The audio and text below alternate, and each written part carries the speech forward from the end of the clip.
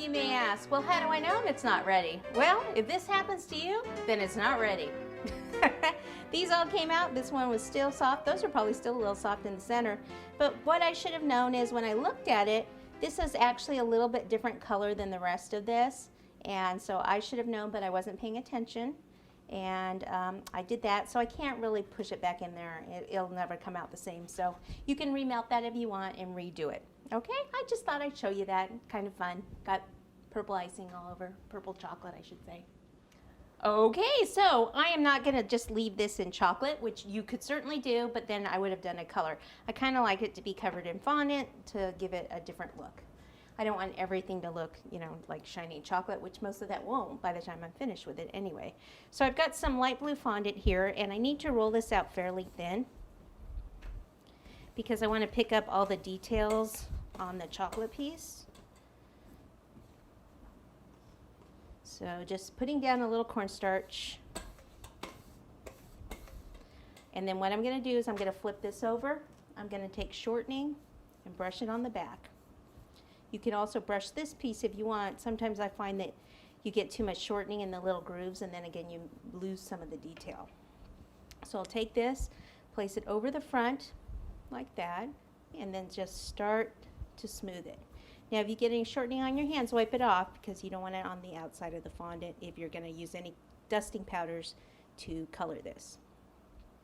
So I want to go around these little wheel wells down there to the bottom.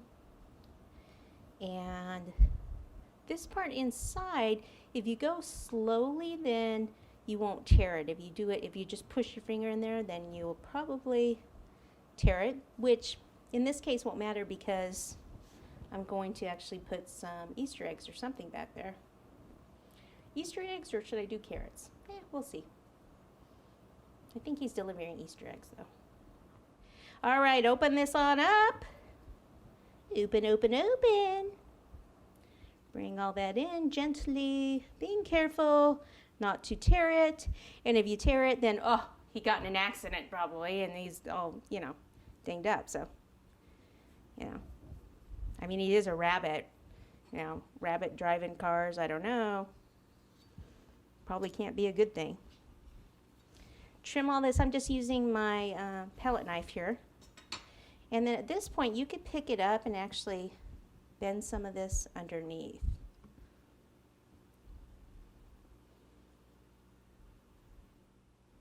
And there's our cute little truck. You can just kind of go over these areas. See if you can get some of the detail.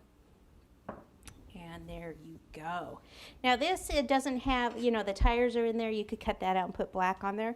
I actually have, I had this made. This is one of my molds here, a tire mold. So it has two different sizes. You can either use all four the same. I kind of like to use bigger ones in the back and smaller in the front. So you just basically will put your fondant in here like so. And if you pop it in the freezer, then these will come out just absolutely perfect. But I just want to show you quickly. So you would pop it in the freezer just for a few minutes and then pull it out, and then they come out and just let them come back to room temp. But this one, I mean, it even comes out pretty darn good without putting it in the freezer, but you won't have any stretching if you do it that way. So these I've let dry. You could also put chocolate in here, you know, and then you don't have to let them dry. So that's another option there. So I'm going to take these and I'm going to use a tiny bit of chocolate. So I may as well use the blue. Tiny bit of chocolate on the back. And I will just put this right up against there. Okay, so large ones, what did I say? Large in the back. It's a little much. I don't want to ooze in all over the place. Okay, small ones in the front. Whoops. Okay, now I got chocolate there, so I'll put that face down because that'll be on the road. And when you put them on, even if there's a gap there, you want to make sure that they're straight and not going all wonky, you know? So you'd be like, oh, all over the road.